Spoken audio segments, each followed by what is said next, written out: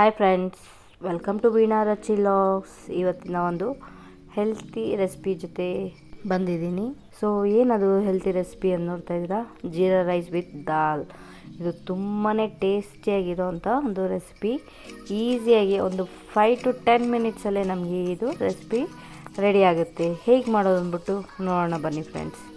So ಇದಕ್ಕೆ ನಾನು ಇಲ್ಲಿ ಬಾಸುಮತಿ ಅಕ್ಕಿ ಪ್ಲಸ್ ಮಾಮೂಲಿ ಯೂಸ್ ಮಾಡೋ ಅಂಥ ಅಕ್ಕಿ ಎರಡನ್ನೂ ಮಿಕ್ಸ್ ಮಾಡ್ತಾಯಿದ್ದೀನಿ. ಸೊ ನಾನು 1 ಗ್ಲಾಸ್ ಮಾಡ್ತಾಯಿದ್ದೀನಿ. ಅರ್ಧ ಗ್ಲಾಸಷ್ಟು ಮಾಮೂಲಿ ಅಕ್ಕಿ, ಅರ್ಧ ಗ್ಲಾಸಷ್ಟು ಬಾಸುಮತಿ ರೈಸ್ನ ನೀಟಾಗಿ ತೊಳ್ಕೊಬೇಕು ಫ್ರೆಂಡ್ಸ್. ಒಂದು 3 ಸಲ ನೀಟಾಗಿ ತೊಳ್ಕೊಳ್ಳಿ, ಓಕೆನಾ. ನಾನಿಲ್ಲಿ 1 ಗ್ಲಾಸ್ ಅಕ್ಕಿಗೆ 1.5 ಅಷ್ಟು ಸೇಮ್ ಮೆಜರ್ಮೆಂಟಲ್ಲೇ ನೀರು ತೊಗೊತಾ ಇದ್ದೀನಿ. ಯಾಕಂದರೆ ಸ್ವಲ್ಪ ಉದ್ದುದ್ದು ಆಗಬೇಕು. ಅನ್ನ ತುಂಬ ಮೆತ್ತಗಾದರೆ ಜೀರಾ ರೈಸ್ ಚೆನ್ನಾಗಿರೋದಿಲ್ಲ. ಸೊ ಅದಕ್ಕೆ ಇದು ಉದ್ದುದ್ರನೇ ಇರಬೇಕು. ಆದಷ್ಟು ನೀವು ಒಂದು ಸ್ವಲ್ಪ ನೀರು ಕಮ್ಮಿ ಇಟ್ಕೊಂಡ್ರೆ ನೀಟಾಗಿ ಆಗುತ್ತೆ. ರುಚಿಗೆ ತಕ್ಕಷ್ಟು ಸ್ವಲ್ಪ ಉಪ್ಪು ಹಾಕ್ಕೊಂಡು ಇದಕ್ಕೆ ಇನ್ನೊಂದು ಸ್ಪೆಷಲ್ ಐಟಮ್ ಹಾಕ್ತಾಯಿದ್ದೀನಿ, ಅದೇ ಎಣ್ಣೆ ಹಾಕಿದ್ರೆ ನೀಟಾಗಿ ಉದ್ದುದ್ರ ಆಗುತ್ತೆ. ಅದಕ್ಕೆ ನಾನು 1 ಟೇಬಲ್ ಸ್ಪೂನ್ ಅಷ್ಟು ಎಣ್ಣೆ ಹಾಕ್ತಾಯಿದ್ದೀನಿ. ಎಣ್ಣೆ ಹಾಕಿ ನೀಟಾಗಿ 2 ಜಾಸ್ತಿ ವಿಸಿಲ್ ಮಾಡಿಸ್ಬೇಡಿ, 2 ಅಥವಾ 3 ವಿಸಿಲ್ ಮಾತ್ರ ಮಾಡ್ಕೊಳ್ಳಿ. ಅನ್ನ ನೀಟಾಗಿ ಪರ್ಫೆಕ್ಟ್ ಆಗುತ್ತೆ. ಸೊ ನಾನು ಯಾವಾಗಲೂ 3 ವಿಸಿಲ್ ಕೂಗಿಸ್ತೀನಿ. ಸೊ ಇದಕ್ಕೆ 2 ವಿಸಿಲ್ ನಾನು ಮಾಡ್ಕೊಂಡಿದ್ದೀನಿ. ಸೊ ಈ ವಿಸಿಲ್ ಆಗೋಷ್ಟರಲ್ಲಿ ದಾಲ್ಗೆ ರೆಡಿ ಮಾಡ್ಕೊಳ್ಳೋಣ. ಇಲ್ಲಿ ನಾನು ತೊಗರಿಬೇಳೆನ ಯೂಸ್ ಮಾಡ್ತಾಯಿದ್ದೀನಿ. ಚಿಕ್ಕ ಕಪ್ ಆದರೆ 1 ಗ್ಲಾಸಷ್ಟು, ನಿಮ್ಗೆ ಇನ್ನು ಸ್ವಲ್ಪ ಕ್ವಾಂಟಿಟಿ ಬೇಕು ಅಂದರೆ 1.5 ಗ್ಲಾಸಷ್ಟು ಬೇಳೆನ ಹಾಕ್ಕೊಂಡು ನೀಟಾಗಿ ತೊಳ್ಕೊಂಡ್ಮೇಲೆ ಸ್ವಲ್ಪ ಅರಿಶಿನ ಹಾಕಿ ಒಂದು 4ರಿಂದ 5 ವಿಸಿಲ್. ಯಾಕಂದರೆ ಬೇಳೆ ಇದಕ್ಕೆ ನುಣ್ಣಕ್ಕಾಗಬೇಕು ಈ ದಾಲ್ಗೆ, ಆವಾಗಲೇ ಟೇಸ್ಟಿಯಾಗಿರೋದು. ಸೊ ನೀಟಾಗಿ ನುಣ್ಣಕ್ಕಾಗೋವರೆಗೂ ವಿಸಿಲ್ ಮಾಡ್ಕೊಳ್ಳಿ. ಒಂದು 3ರಿಂದ 4 ವಿಸಿಲ್ ಮಾಡ್ಕೊಳ್ಳಿ. ಈಗ ಅನ್ನ ಕೂಗಿದೆ. ಸೊ ಸಪ್ರೇಟಾಗಿ ಅನ್ನ ಮಾಡ್ಕೋಬೇಕು ಇದಕ್ಕೆ. ಈಗ ಒಂದು ಕಡಾಯಿಗೆ ಒಂದು ಸ್ವಲ್ಪ ಎಣ್ಣೆ ಹಾಕ್ಕೊಳ್ಳಿ. ಆದಮೇಲೆ ಇದಕ್ಕೆ ಮೇನ್ ಐಟಮೇ ಬಂದು ಜೀರಿಗೆ. ಸೊ ಇಲ್ಲಿ ಎಣ್ಣೆ ಬೇಕು ಅಂದರೆ ಎಣ್ಣೆ ಹಾಕೋಬೋದು, ಇಲ್ಲ ನಾನು ತುಪ್ಪದಲ್ಲೇ ಯೂಸ್ ಮಾಡ್ತೀನಿ ಅಂದರೆ ತುಪ್ಪ ಯೂಸ್ ಮಾಡ್ಬೋದು. ನಾನು ಜಸ್ಟ್ 1 ಸ್ಪೂನ್ ಅಷ್ಟು ತುಪ್ಪ ಮಾತ್ರ ಆ್ಯಡ್ ಮಾಡಿದ್ದೀನಿ. ನಿಮಗೆ ಎಲ್ಲ ತುಪ್ಪನೇ ಬೇಕು ಅಂದರೂ ಆ್ಯಡ್ ಮಾಡ್ಕೋಬೋದು. ಸೊ ನಾನು 2 ಇಲ್ಲಿ ಮಿಕ್ಸ್ ಮಾಡಿದ್ದೀನಿ, ಓಕೆನಾ. ಈಗ ಎಣ್ಣೆ ಕಾದಿದೆ, ಇದಕ್ಕೆ ಮೇಯ್ನೇ ಜೀರಾ. ಸೊ ಜೀರಿಗೆನ ಒಂದು 2 ಟೇಬಲ್ ಸ್ಪೂನಷ್ಟು ಹಾಕ್ಕೊಂಡು ನೀಟಾಗಿ ಫ್ರೈ ಮಾಡ್ಕೊಳ್ಳಿ. ಅದಾದಮೇಲೆ 2 ಸಣ್ಣದಾಗಿ ಹಚ್ಕೊಳ್ಳಿ ಈರುಳ್ಳಿ.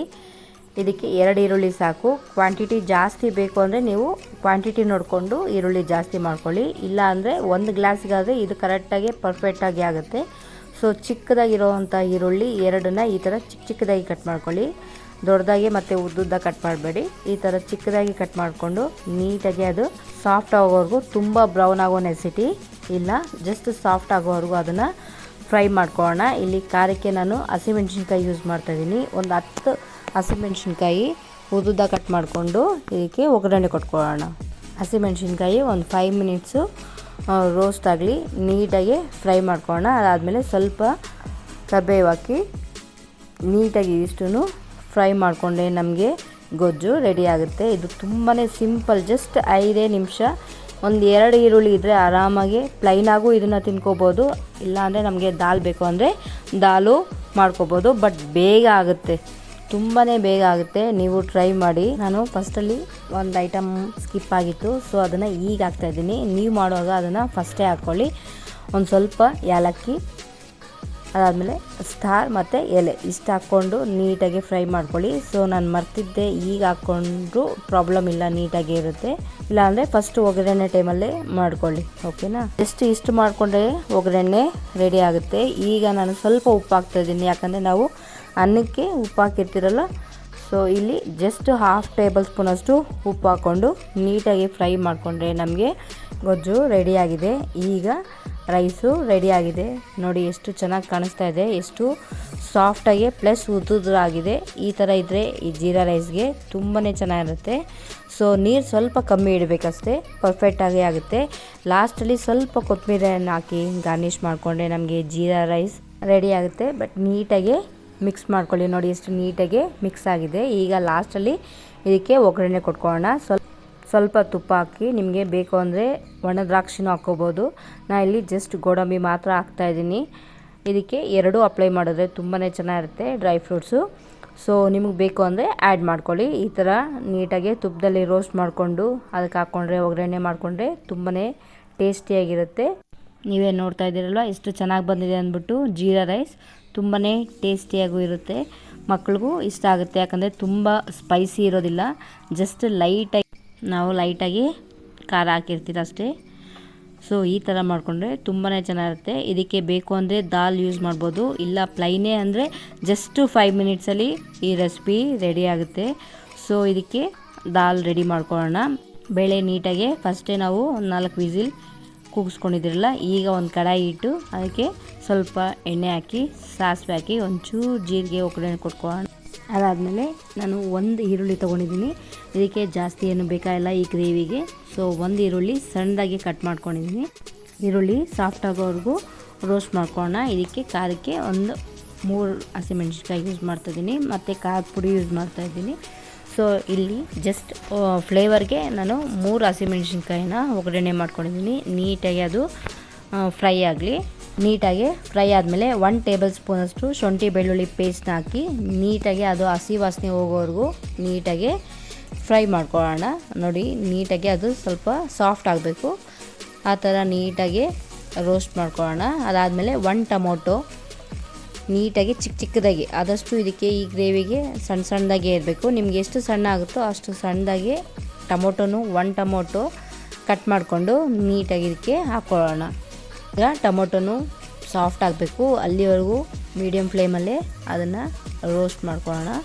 ಅದು ರೋಸ್ಟ್ ಆಗೋಷ್ಟರಲ್ಲೇ ನಾವು ಏನು ಬೇಳೆನ ಬೇಯಿಸಿದಿರಲ್ವ, ಸೊ ಆ ಬೇಳೆನೂ ಅಷ್ಟೇ ಈ ಥರ ಒಂದು ಸ್ಮ್ಯಾಶರ್ ಹೆಲ್ಪಿಂದ ನೀಟಾಗಿ, ಎಲ್ಲೂ ಬೇಳೆ ಇಳ್ದಿರ ನೋಡಿ ಎಷ್ಟು ನೀಟಾಗಿ ಬೆಂದಿದೆಯಲ್ವ. ಸೊ ಒಂದು 3 ವಿಸಿಲ್ ಕೂಗಿಸ್ಕೊಂಡ್ರೆ ಎಷ್ಟು ನೀಟಾಗಿ ಬೇಯುತ್ತೆ. ಸೊ ನೀಟಾಗಿ ಒಂದು ಸ್ಮ್ಯಾಶರ್ ಹೆಲ್ಪಿಂದ ನೀಟಾಗಿ ಅದನ್ನು ಸ್ಮ್ಯಾಶ್ ಮಾಡಿಕೊಂಡು ಅದನ್ನು ರೆಡಿ ಮಾಡ್ಕೊಳ್ಳೋಣ. ಈಗ ನೋಡಿ ಟೊಮೊಟೊ ಸಾಫ್ಟ್ ಆಗಿದೆ. ಸೊ ಇಲ್ಲಿ ಟೊಮೊಟೊಗೆ ಸಾರಿ ಫ್ರೆಂಡ್ಸ್, ಸ್ವಲ್ಪ ಕ್ಲಿಪ್ಪಿಂಗ್ಸು ಇಲ್ಲಿ ಸ್ಕಿಪ್ ಆಗಿದೆ. ಸೊ ಅದಕ್ಕೆ ನಾನು ಹೇಳ್ತಾ ಇದ್ದೀನಿ, ಇದಕ್ಕೆ 1/4 ಸ್ಪೂನಷ್ಟು ಖಾರದ ಪುಡಿ ಹಾಕ್ಕೊಳ್ಳಿ. ಅದಾದಮೇಲೆ ಗರಂ ಮಸಾಲ 1/4 ಟೇಬಲ್ ಸ್ಪೂನ್ ಹಾಕ್ಕೊಂಡು ರುಚಿಗೆ ತಕ್ಕಷ್ಟು ಉಪ್ಪು ಹಾಕ್ಕೊಂಡು ನೀಟಾಗಿ ಮಿಕ್ಸ್ ಮಾಡ್ಕೊಳ್ಳಿ. ಸೊ ಆ ಕ್ಲಿಪ್ಪಿಂಗ್ಸು ಇಲ್ಲಿ ಸ್ಕಿಪ್ ಆಗಿದೆ, ಸಾರಿ ಫ್ರೆಂಡ್ಸ್. ಈಗ ನಾವು ಏನು ಬೇಳೆ ಬೇಯಿಸ್ಕೊಂಡಿದ್ರಲ್ಲ ಆ ಬೇಳೆಯನ್ನು ನೀಟಾಗಿ ಹಾಕ್ಕೊಂಡು ಮಿಕ್ಸ್ ಮಾಡಿಕೊಂಡ್ರೆ ನಮಗೆ ದಾಲ್ ಅನ್ನೋದು ಮನೆಯಲ್ಲೇ ಈಸಿಯಾಗಿ ರೆಡಿ ಆಗುತ್ತೆ. ಎಷ್ಟು ಕಲರ್ಫುಲ್ಲಾಗಿ ಕಾಣಿಸ್ತಾ ಇದೆಯಲ್ವ. ಸೊ ತುಂಬಾ ಟೇಸ್ಟಿಯಾಗಿದೆ. ಈ ಥರ ನೀವು ಟ್ರೈ ಮಾಡಿ. ಇದು ಕುದಿಯೋಷ್ಟಲ್ಲೇ ಇದಕ್ಕೆ ಒಗ್ಗರಣೆಗೆ ರೆಡಿ ಮಾಡ್ಕೊಳ್ಳೋಣ.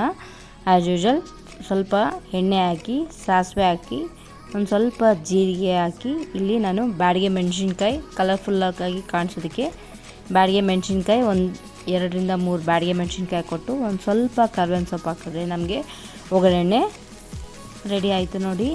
ಈಗ ದಾಲು ರೆಡಿಯಾಗಿದೆ, ನೀಟಾಗಿ ಕುದ್ದಿದೆ, ಜಾಸ್ತಿ ಏನು ಕುದಿಸೋದು ಬೇಕಾಗಿಲ್ಲ. ಸೊ ಈಗ ಒಗ್ಗರಣೆ ಏನು ರೆಡಿ ಮಾಡ್ಕೊಂಡಿದ್ದೀರೋ ಆ ಒಗ್ಗರಣೆ ಹಾಕ್ಕೊಂಡ್ರೆ ನಮಗೆ ದಾಲು ರೆಡಿ ಆಯಿತು ನೋಡಿ. ಎಷ್ಟು ಕಲರ್ಫುಲ್ಲಾಗಿ ಕಾಣಿಸ್ತಾ ಇದೆಯಲ್ಲ, ನಿಮಗೆ ಗೊತ್ತಾಗ್ತಾ ಇದೆಯಲ್ವ, ತುಂಬಾ ನಮಗೆ ಟೇಸ್ಟಿಯಾಗೂ ಇದೆ. ಇದಂತೂ ಈ ದಾಲು ಇದಕ್ಕೆ ಅಂತಲ್ಲ, ಚಪಾತಿಗೂ ತುಂಬಾ ಚೆನ್ನಾಗಿರುತ್ತೆ. ಸೊ ನೀವು ಒಂದ್ಸಲಿ ಟ್ರೈ ಮಾಡಿ. ಸೇಮ್ ಹೋಟೆಲ್ ಸ್ಟೈಲ್ ಅಂತಾರೇ ದಾಲ್ ಮನೆಯಲ್ಲಿ ಈಸಿಯಾಗಿ ಮಾಡ್ಕೋಬೋದು. ಸೊ ಎಷ್ಟು ಕಲರ್ಫುಲ್ಲಾಗಿ ಕಾಣಿಸ್ತಾ ಇದೆ ನೋಡಿ, ತುಂಬಾ ಟೇಸ್ಟಿಯಾಗಿ ಬಂದಿತ್ತು. ಸೇಮ್ ಹೋಟೆಲ್ ಸ್ಟೈಲ್ ರೀತಿಯೇ ಈ ರೆಸಿಪಿ ಬಂದಿತ್ತು. ನನ್ನ ಮಗಳಿಗಂತೂ ತುಂಬಾ ಇಷ್ಟ ಆಯಿತು. ಸೊ ನೀವು ಟ್ರೈ ಮಾಡಿ, ಹೇಗೆ ಬಂತು ಅಂದ್ಬಿಟ್ಟು ಕಮೆಂಟ್ ಬಾಕ್ಸಲ್ಲಿ ಮೆನ್ಷನ್ ಮಾಡಿ. ನಿಮ್ಮ ಮಕ್ಕಳಿಗಂತೂ ತುಂಬಾ ಇಷ್ಟ ಆಗುತ್ತೆ. ಓಕೆನಾ? ಯಾರೆಲ್ಲ ನನ್ನ ಚಾನಲ್ನ ಸಬ್ಸ್ಕ್ರೈಬ್ ಮಾಡ್ದಿದ್ರೆ ನೋಡ್ತಿದ್ರೆ ಪ್ಲೀಸ್ ಸಬ್ಸ್ಕ್ರೈಬ್ ಮಾಡಿ. ವೀಣಾ ರಚಿತಾ ವ್ಲಾಗ್ಸ್ ಮತ್ತೊಂದು ಟೇಸ್ಟಿ ರೆಸಿಪಿ ಅಥವಾ ಹೆಲ್ತ್ ಟಿಪ್ಸ್ ಜೊತೆ ಸಿಗೋಣ. Bye friends, take care.